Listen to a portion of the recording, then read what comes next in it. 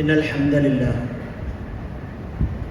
نحمده ونستعينه ونؤمن به ونتوكل عليه ونعوذ بالله من شرور أنفسنا ومن سيئات أعمالنا من يهده الله فلا مضل له ومن يضلل فلا هادي له وأشهد أن لا إله إلا الله وحده لا شريك له وأشهد أن محمدا عبده ورسوله أرسله بالهدى ودين الحق ليظهره على الدين كله ولو كره المشركون اللهم صل على محمد وعلى آل محمد كما صليت على إبراهيم وعلى آل إبراهيم إنك حميد مجيد وبارك على محمد وعلى آل محمد كما باركت على إبراهيم وعلى آل إبراهيم إنك حميد مجيد أما بعد فإن خير الحديث كتاب الله وخير الهدي هدي محمد صلى الله عليه وسلم وشر الأمور محدثاتها وكل محدثة بدعة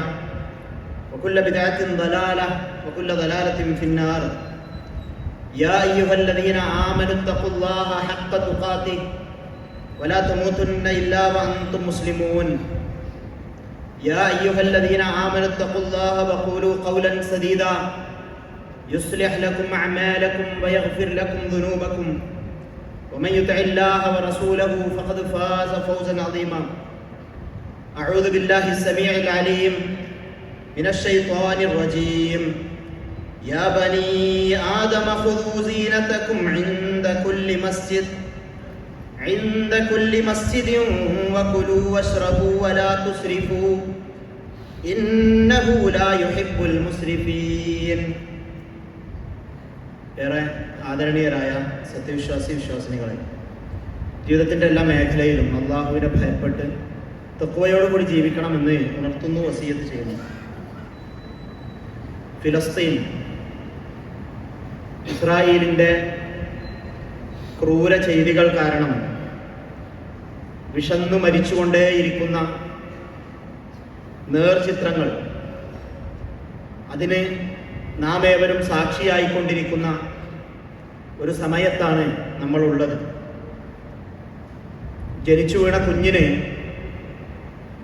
നൽകാൻ മുലപ്പാലില്ലാതെ വരണ്ടുണങ്ങിയ ചുണ്ടും ഭക്ഷണത്തിനായി നുണയുന്ന നാവും നിസ്സഹായതയോടുകൂടി നോക്കി നിൽക്കേണ്ടി വരുന്ന ഉമ്മമാരുടെ ചിത്രങ്ങൾ നമ്മൾ കണ്ടുകൊണ്ടിരിക്കുന്നുണ്ട്. മരിച്ച കുഞ്ഞിനെ എടുത്തുയർത്തി ജനിച്ച അന്നുണ്ടായിരുന്ന ഭാരം ഇപ്പോൾ മരിച്ചപ്പോൾ എൻ്റെ കുഞ്ഞിനില്ല എന്ന് പറയുന്ന മാധ്യമങ്ങൾക്ക് മുന്നിൽ തേങ്ങിക്കരയുന്ന ഉമ്മമാർ. നമ്മുടെ ഉമ്മമാർ ഇവിടെ നമ്മുടെ നാട്ടിൽ മക്കളുടെ പിന്നാലെ ഭക്ഷണം കൊടുക്കുവാൻ വേണ്ടി അവരുടെ അടുക്കലേക്ക് പോകുമ്പോൾ കുട്ടികൾ ഓടുമ്പോൾ വേണ്ട എന്ന് പറഞ്ഞ് ഓടുമ്പോൾ അവരുടെ പിന്നാലെ ഓടുന്ന ഉമ്മമാരുള്ള വീടുകളിൽ നിന്നാണ് നമ്മളെല്ലാവരും ഇങ്ങോട്ട് വന്നിട്ടുള്ളത്. എന്നാൽ വയറിൽ കൈയടിച്ചുകൊണ്ട് എനിക്ക് വിശക്കുന്നു എന്ന് പറഞ്ഞു കരയുന്ന മക്കളുടെ ചിത്രങ്ങൾ ഒന്നും വേണ്ട. ഫിലസ്തീനിന്റെ വിശപ്പിനെ പറ്റി അതിന് യോജിക്കുന്ന എന്തെങ്കിലും ചില അക്ഷരങ്ങൾ മലയാളത്തിലോ അറബിയിലോ ഇംഗ്ലീഷിലോ ഒക്കെ അടിച്ചു കൊടുത്താൽ യൂട്യൂബിൽ സുലഭമായി നമുക്ക് മുന്നിൽ അത് തെളിഞ്ഞു വരും. ഒന്നും കൊടുക്കാനില്ലാതെ, മക്കൾക്ക് മുന്നിൽ ഒരു ഭക്ഷണവും നൽകാനില്ലാതെ കൈമലർത്തുന്ന മാതാപിതാക്കൾ. നമ്മളുടെ കുഞ്ഞുങ്ങളെ വെച്ച് ഒന്ന് ആലോചിച്ചാൽ മതി. ഒരു നേരത്തെ ഭക്ഷണം കുഞ്ഞു ഒന്ന് രോഗം കാരണം കഴിച്ചിട്ടില്ലെങ്കിൽ അസ്വസ്ഥമാകുന്ന മാതാപിതാക്കളെ സാക്ഷിയാക്കിക്കൊണ്ടാണ് ഞാനിത് പറയുന്നത് എന്നത് ബോധ്യമുണ്ട്. മാധ്യമങ്ങൾക്ക് മുന്നിൽ ഒരു 5 വയസ്സുകാരൻ അനജൗആൻ എന്ന് പറയുന്നത് നിങ്ങൾ കണ്ടിട്ടുണ്ടോ? യൂട്യൂബിലുണ്ട്. എനിക്ക് വിശക്കുന്നു എന്നാണ് അതിൻ്റെ അർത്ഥം.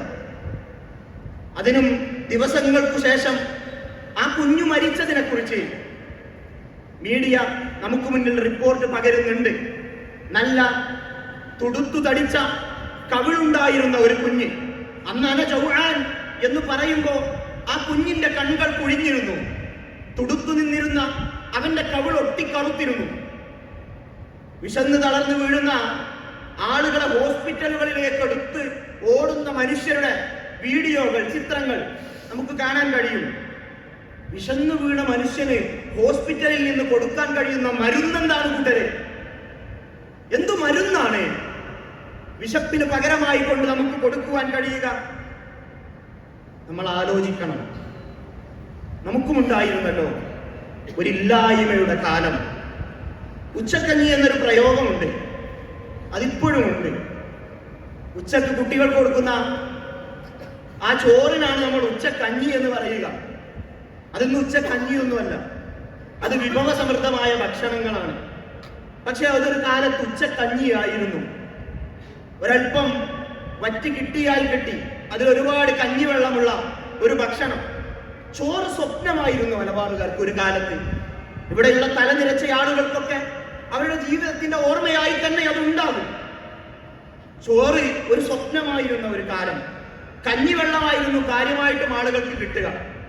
കുറച്ച് വറ്റൽപ്പം അടിയിൽ ഊറിക്കിടന്നാലായി. തവിടും പനയുടെ പൊടി, അതിൽ നിന്നുണ്ടാക്കുന്ന പനയിൽ നിന്ന് അതിന്റെ ഉള്ളിലെ ചോറ് കുത്തിയെടുത്ത് അത് വെള്ളത്തിൽ കലക്കി ഉണ്ടാക്കുന്ന ഒരു പൊടി, അത് കഴിച്ചിരുന്ന ഒരു കാലമുണ്ട്. തവരയിലയും വള്ളിച്ചീരയും ഒക്കെ ഭക്ഷണമാക്കാൻ മാത്രം വിശപ്പറിഞ്ഞ ഒരു പിന്നാമ്പുറ ചരിത്രം നമുക്കുമുണ്ട്. ചക്ക കായ്ക്കുന്ന കാലത്ത് മാത്രം വയറു നിറയെ കഴിച്ചിരുന്ന വല്യമ്മമാരുടെ വർത്തമാനങ്ങൾ ഇന്നും വല്യമ്മമാരോട് ചോദിച്ചാൽ അവർ പറഞ്ഞു തരും. അറബ് നാട്ടിൽ പെട്രോൾ കണ്ടുപിടിക്കപ്പെട്ടപ്പോ ആദ്യം കപ്പലിലും പിന്നെ വിമാനത്തിലുമൊക്കെയായി നമ്മുടെ നാട്ടുകാർ ഇവിടെ നിന്ന് അങ്ങോട്ട് പോയി. ആ ജനത നമ്മളെ സ്വീകരിച്ചു, അവർ നമ്മെ വിശ്വസിച്ചു. അവർ സാമ്പത്തികമായി ഉയരുന്നതോടൊപ്പം നമ്മളും ഉയർന്നു. ഇന്നൊരു മിനി ഗൾഫായി നമ്മളുടെ നാട് മാറി. നമ്മളുടെ കെട്ടിടങ്ങൾ നിർമ്മിക്കുന്നതിൽ, നമ്മളുടെ ഭക്ഷണ ശൈലിയിൽ, നമ്മളുടെ എല്ലാ രീതികളിലും നമ്മൾ അറബികളെ അനുകരിക്കുന്ന ഒരു കാലമായി. അറേബ്യൻ ഫുഡ്, അതുപോലെ തന്നെ ടർക്കിഷ്, ചൈനീസ്, സ്പാനിഷ്, വെസ്റ്റേൺ എന്നൊക്കെ പറഞ്ഞ് പലതരത്തിലുള്ള ഭക്ഷണങ്ങൾ നമ്മളുടെ നാട്ടിൽ സുലഭമാണ്. ബുഖാരി റൈസും മദ്ഹൂത്തും അൽഫഹമും അതുപോലെ തന്നെ ഷവായിയും ഒക്കെ നമ്മളുടെ നാട്ടിലെ പ്രയോഗങ്ങളല്ല. അതൊക്കെ വിദേശ നാടുകളിൽ നിന്നുള്ള, പ്രത്യേകിച്ചും അറബ് നാടുകളിൽ നിന്നുള്ള ഭക്ഷണമാണ്. ഇന്ന് നമുക്ക് കടയിൽ നിന്ന് നമുക്ക് പോയിട്ട് സാധനം വാങ്ങാൻ കഴിയും. എന്ത് സാധനവും നമുക്ക് കടയിൽ നിന്ന് കിട്ടും. പക്ഷേ ആ കടയിൽ നിന്ന് നമ്മൾ ഭക്ഷണം വാങ്ങിക്കഴിക്കുമ്പോൾ നമുക്ക് തോന്നുന്നുണ്ടോ, ഇതെന്റെ പണം കൊണ്ട്, ഇതെന്റെ അധ്വാനം കൊണ്ട് മാത്രം എനിക്ക് ലഭിച്ചതാണ് എന്ന് തോന്നുന്നുണ്ടോ? അങ്ങനെ ഒരു വിചാരമുണ്ടോ നമുക്ക്? അങ്ങനെ ഒരു വിചാരമുണ്ടെങ്കിൽ നമ്മൾ ഇതിന്റെ ദാതാവായ അല്ലാഹുവിനെ മറക്കും. അല്ല മനുഷ്യരെ, അങ്ങനെയല്ല. മനുഷ്യ, നീ കഴിച്ചുകൊണ്ടിരിക്കുന്ന ഭക്ഷണത്തെ കുറിച്ച് നീ ആലോചിച്ചു നോക്കിയിട്ടുണ്ടോ?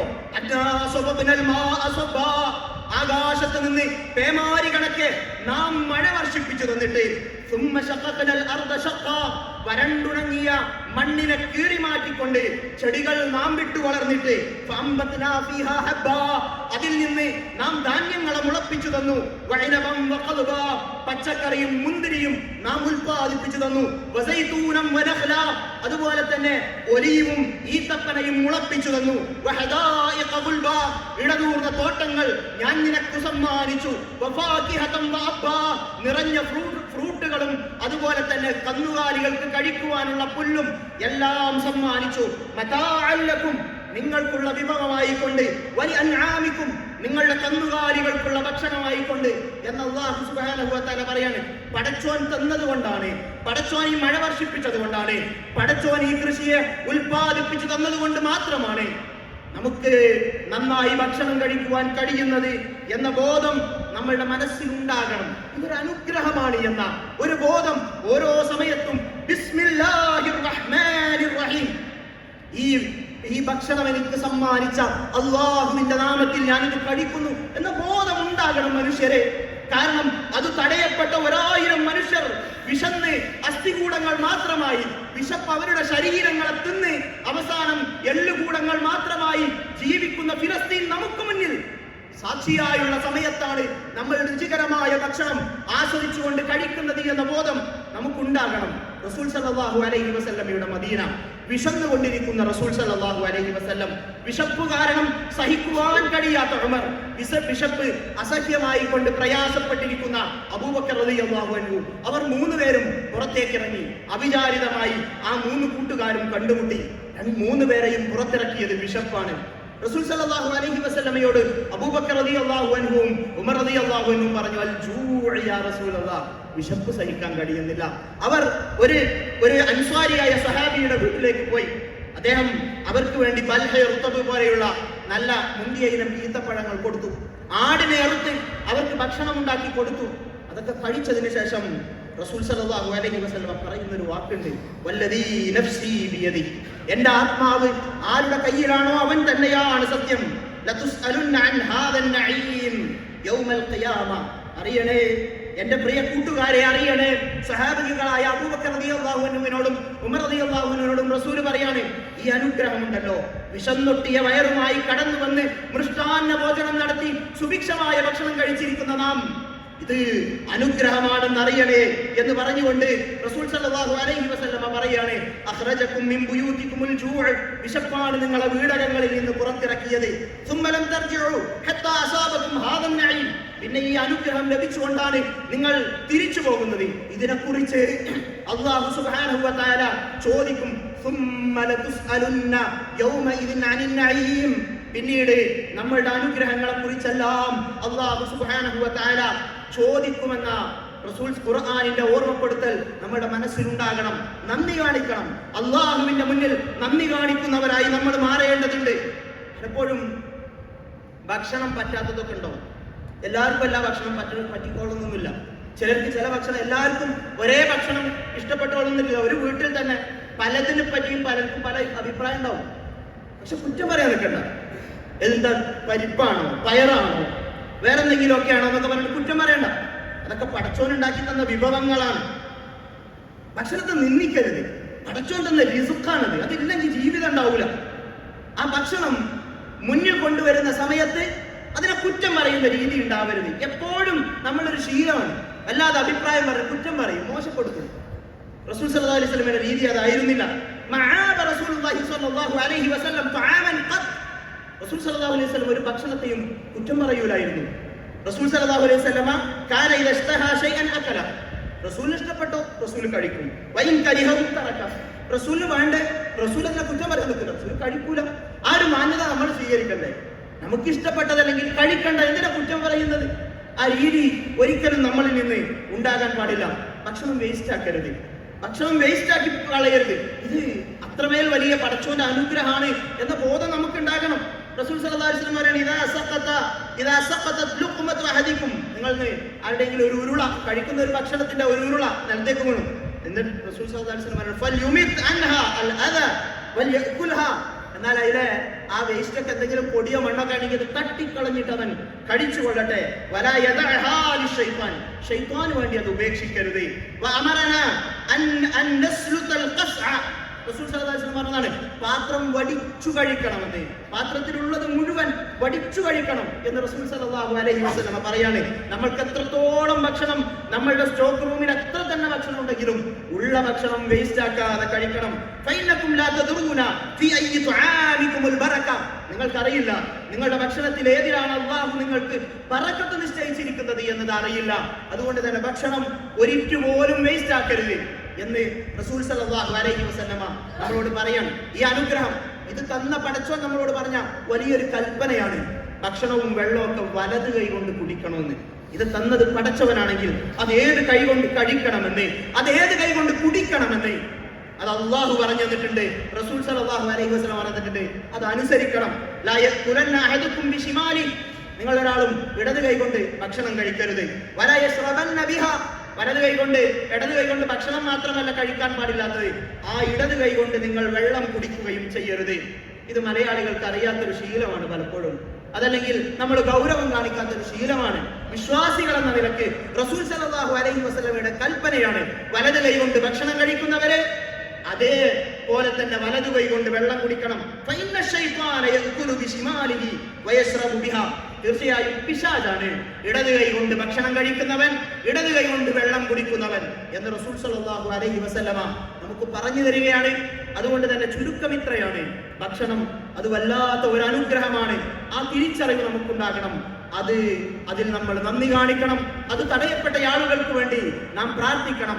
അത് നമ്മളുടെ മനസ്സുകളിൽ ഒരു നൊമ്പരമായി തന്നെ വേണം. ഇതെല്ലാം ഒരു അനുഗ്രഹമാണ് എന്ന ബോധം നമ്മളിൽ ഉണ്ടാകണം. അല്ലാഹു സുബ്ഹാനഹു വ തആല തൗഫീഖ് നൽകി അനുഗ്രഹിക്കുമാറാകട്ടെ.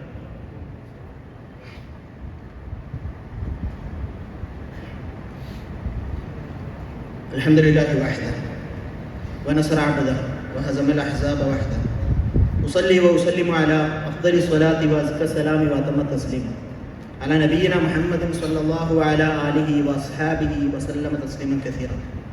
ഒരിക്കൽ കൂടി അള്ളാഹുവിനെ ഭയപ്പെട്ട് തഖ്വയോടുകൂടി ജീവിക്കണമെന്ന് ഉണർത്തുന്നു, വസിയത്ത് ചെയ്യുന്നു. ഖുർആൻ ഭക്ഷണത്തിൻ്റെ വിഷയത്തിൽ നമ്മളോട് ഖുർആനിൻ്റെ ആഹ്വാനം എന്ന നിലയിൽ തന്നെ പറഞ്ഞൊരു കാര്യമാണ് ഭക്ഷണം കഴിക്കുന്നിടത്ത് മിതത്വം ഉണ്ടാകണം എന്നുള്ളത്. കുലു വകുലു വശ്റബു വലാ തുസ്രിഫു ഇന്നഹു ലാ യുഹിബ്ബുൽ മുസ്രിഫീൻ. അല്ലാത്തൊരു വാക്കാണത്. കുലു വകുലു വശ്റബു, നിങ്ങൾ കഴിച്ചോളി, കുടിച്ചോളി, ഹലാലായത് കഴിച്ചോളി, ഹലാലായത് കുടിച്ചോളി. വലാ തുസ്രിഫു, അധികമാക്കരുത്, അമിതമാക്കരുത്. ഇന്നഹു ലാ യുഹിബ്ബുൽ മുസ്രിഫീൻ, അമിതമായി കഴിക്കുന്നവർ, അമിതമായി കുടിക്കുന്നവർ, ഏതൊരു വിഷയത്തിലും അമിതമാക്കുന്നവർ, അവരെ അല്ലാഹുവിന് ഇഷ്ടമില്ല. ഇന്നഹു ലാ യുഹിബ്ബുൽ മുസ്രിഫീൻ. നമ്മള് പരിധിയും അതിരും വിട്ട് കഴിച്ച് ഒരു കാര്യത്തിനും കഴിയാതെ അലസരായി വീണുപോകുന്ന ചില ശീലങ്ങൾ നമുക്കുണ്ടാവും. അല്ലാഹുവിന് ഇഷ്ടമില്ലാതെ ഈ ഭക്ഷണം നമുക്ക് തന്ന പടച്ചവൻ പറയാണ്, അമിതമായി അത് കഴിക്കരുത്, അമിതമായി കുടിക്കരുത്, പടച്ചവൻ അത് ഇഷ്ടമില്ല എന്നുള്ളത്. ചില മുൻഗാമികളായ ആളുകളൊക്കെ പറയുന്നുണ്ട്, ജമഅല്ലാഹു തിബ്ബ കുല്ലഹു ഫീ നിസ്ഫി ആയത്തിൻ. അല്ലാഹു തിബ്ബിനെ, വൈദ്യത്തെ മുഴുവൻ ഒരു ആയത്തിന്റെ പകുതിയിൽ ഒതുക്കി. അതെന്താ? വകുലു വശ്റബു വലാ തുസ്രിഫു, നിങ്ങൾ കഴിച്ചോളി, കുടിച്ചോളി, പക്ഷെ അമിതമാക്കരുത് എന്നുള്ളത്. നമുക്കറിയാലോ, ജീവിതശൈലി രോഗങ്ങൾ, പ്രമേഹം, cholesterol, pressure, uric acid, non alcoholic fatty liver. മുമ്പൊക്കെ ഫാറ്റി ലിവർ കള്ളുടിക്കുന്നവർക്ക് ഉണ്ടാവരുത്. ഇപ്പൊ ഭക്ഷണത്തിന്റെ അമിതത്വം കാരണം നമുക്കത് ഉണ്ടാകുന്നുണ്ട്. ഹാർട്ട് അറ്റാക്ക് തുടങ്ങിയുള്ള ഒരുപാട് ജീവിതശൈലി രോഗങ്ങൾ. ജീവിതശൈലി എന്ന് പറഞ്ഞാൽ നമ്മളുടെ ഭക്ഷണം, നമ്മളുടെ വെള്ളം കുടിക്കുന്നതിൽ, ഈ ജ്യൂസുകളും മറ്റൊക്കെ കുടിക്കുന്നതിലുള്ള പിന്നെ ഷുഗർ യൂസ് ചെയ്യുന്നതിലുള്ള ഒക്കെ അമിതമായ രീതി, അതുപോലെ തന്നെ ഉറക്കത്തിന്റെ ഒക്കെ കൃത്യതയില്ലായ്മ, ഇത് കാരണം ഉണ്ടാകുന്ന വലിയ ഈ ഇങ്ങനെയുള്ള പ്രശ്നങ്ങൾ, അത് നമ്മൾ ഗൗരവത്തിൽ കാണണം. നമ്മളൊരു ഉമ്മത്താണ്. നമ്മൾ എങ്ങനെ ജീവിക്കണമെന്ന്, നമ്മൾ എങ്ങനെ ഭക്ഷണം കഴിക്കണമെന്ന്, നമ്മൾ എങ്ങനെ വെള്ളം കുടിക്കണമെന്ന് എല്ലാം നമുക്ക് റസൂൽ സല്ലല്ലാഹു അലൈഹി വസല്ലമ പറഞ്ഞു തന്നതാണ്. മാമന ആദമിയുൻ വിആഅൻ ശർറൻ മിൻ ബത്നി. റസൂൽ സല്ലല്ലാഹു അലൈഹി വസല്ലമ പറയാണ്, ഒരാളെ നിറക്കുന്ന ഏറ്റവും മോശപ്പെട്ട പാത്രം എന്ന് പറയുന്നത് വയറാണ്. ഈ വിആഅൻ എന്നൊക്കെ പറഞ്ഞാൽ ഭക്ഷണവും വെള്ളമൊക്കെ ആളുകൾ സംഭരിച്ചു വെക്കുന്ന വലിയ പാത്രം. അതിനെ റസൂൽ സല്ലല്ലാഹു അലൈഹി വസല്ലം പറയാണ്, അങ്ങനെയുള്ള വലിയ പാത്രങ്ങൾ നിറക്കുന്നത് പോലെ മനുഷ്യൻ നിറക്കുന്ന ഏറ്റവും മോശപ്പെട്ട പാത്രം ഏതാണെന്നറിയോ? അത് നിന്റെ വയറാണ്.